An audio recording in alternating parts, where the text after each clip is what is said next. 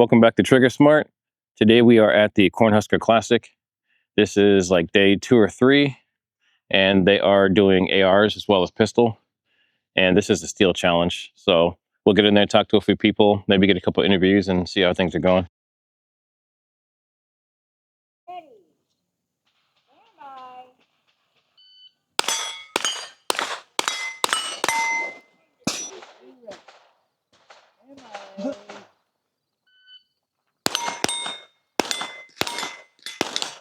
So I'm Todd Weitzel. I'm the match director of this match. We're a big steel challenge club here.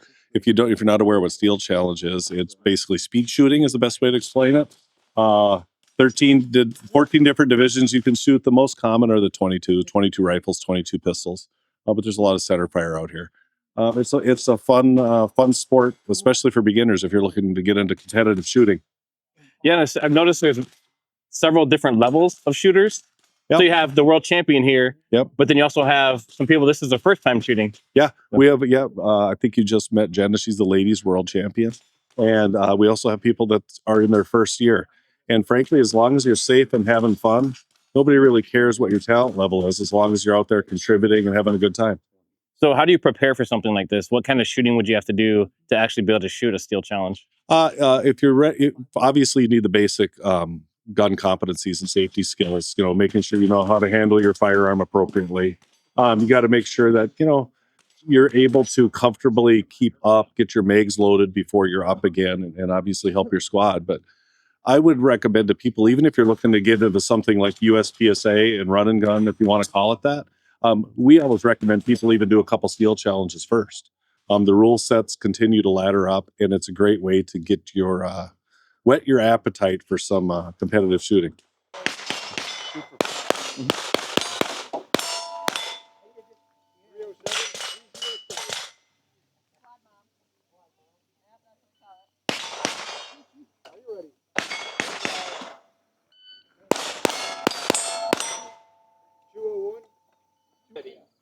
Stand by.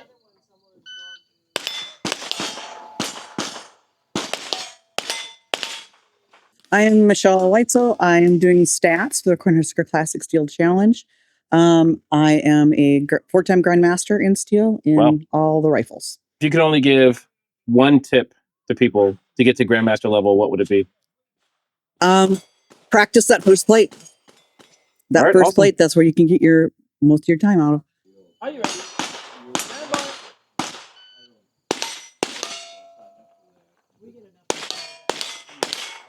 4, 6, 7 again. 4, 6, 7.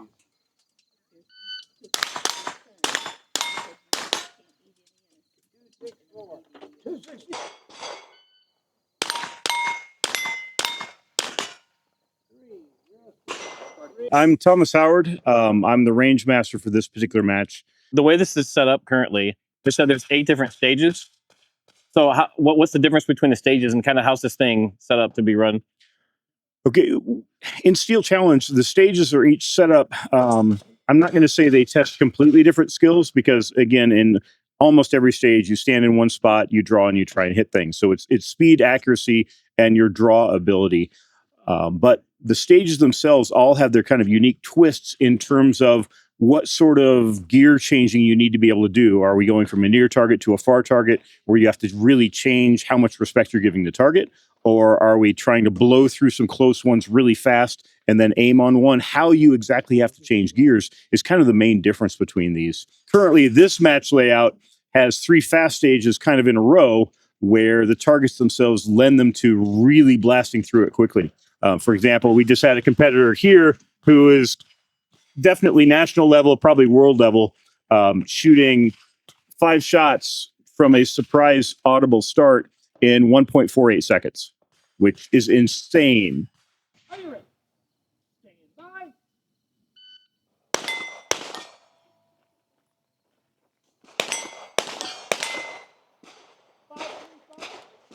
Can you introduce yourself and how long you've been shooting? I'm Diane McCoy, and I've been shooting 10 years. So I watched you shoot, and you're very good. Oh, well, thank you. So is this like one of your main hobbies, or do you kind of do it just for fun? Well, it's our main hobby, I guess you'd say. I do. So how did you get into guns originally? When I married my husband, he's a retired policeman, Awesome. and he got me into shooting. And then I joined a well-armed woman shooting club, and I learned the concealed carry part of it, the protection part. And then we started going to matches, and that was it. I was a coach in my. Oh, that's I was a teacher coach. That's great. And so that coaching in me, I loved the ding and the competition, and I loved to beat him. So for any women looking to get into this, regardless of age or anything else, what would you recommend? Start out slow.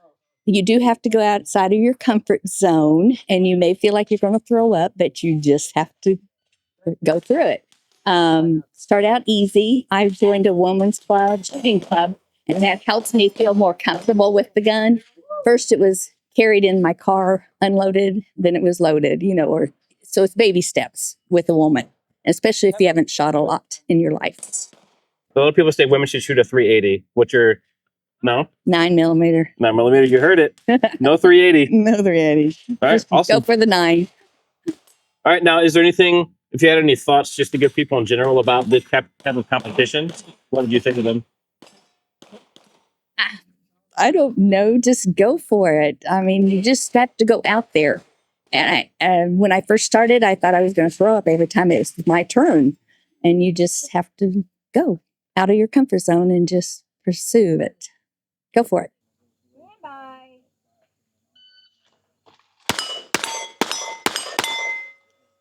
Hello, my name is Caleb Klein, and I'm here shooting some steel challenge at the Cornhusker match, and I'm shooting my revolver today. So, and then who are you actually with?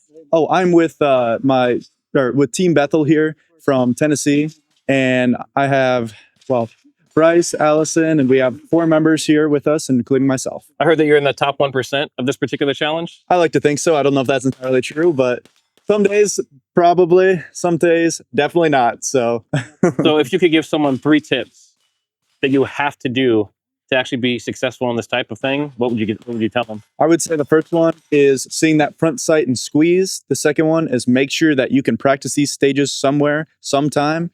And the third one is make sure you're having fun doing it, or else it's not worth doing. So now, last question. I noticed that you're shooting a revolver. Now, the rest of the competition, I see a lot of PCCs and 9mm semi-auto pistols. So what made you choose a revolver? Myself personally, I like the challenge of the revolver, and I think it makes every other gun you shoot faster, because when you're doing mechanically more things all at the same time, when you're physically rotating that cylinder and having a heavier trigger pull, it makes your rim fire, it makes your center fire, and it makes drawing easier. So that's my personal reason, and that's why I like shooting it. Are you ready? Bye.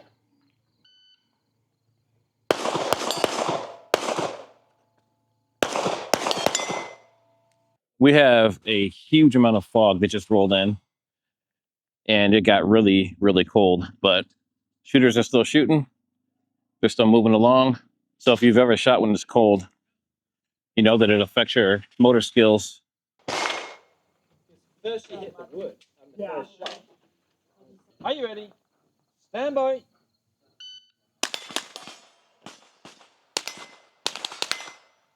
382. 382. Fourth and final.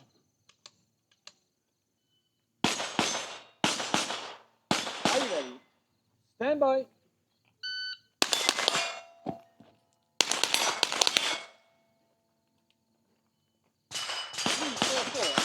344. Are you ready? Stand by. 216. Are you ready? Stand by.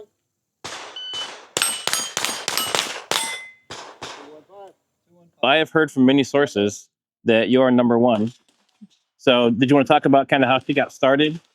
Well, her dad got her started. We were at the local range, and the boys were already graduated, 3 older brothers. And so he asked Jenna if she wanted to start in a scholastic team. And so within a couple months, she was shooting steel and some other things. And she enjoyed it from Dad. And we all were traveling all over the place now it's going to be 6 years. So you've been shooting for 6 years now. Correct. So you have a very calm demeanor. You're very relaxed. Do you think that's part of your success?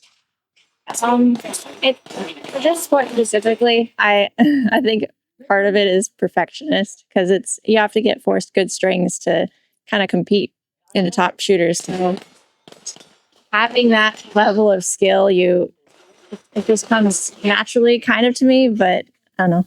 You still need practice. Yeah. Still need practice on top of everything. So what is your top 3 things that someone has to do to be successful in a competition like this? Because you're among people that shoot from military, police background. I've seen people here who are in their 70s, so they've had a lifetime of experience, and you're out shooting all of them. So what 3 things are you doing that are keeping you at the top? Get your hits, speed will follow. Lots and lots of practice on the range. So for sight picture, you have to have your eyes catch up with the dot. It's definitely, you have to train your eyes to be able to see that. And for the third thing, get good equipment that is reliable. So don't go cheap. Don't go cheap. All right. And then if you had any final thoughts for people who are watching this and are kind of inspired by it, what would you say to them? This is a great sport to join because you have a great community that will definitely help you get started. What we like is when you get started with steel, you get your accuracy and speed up. Rimfire challenges actually give you you start with the idea of how to shoot, the order of shooting. And then when you progress to USPSA, then you're putting that all together. Plus you're running and getting your speed while you're shooting while you're running. We're very excited to see where things go. And we'll probably see you famous here pretty quick. Thank you. Thank you. Apparently, a lot of the people that I've been talking to and interviewing are actually world champions. And a lot of them are grandmasters.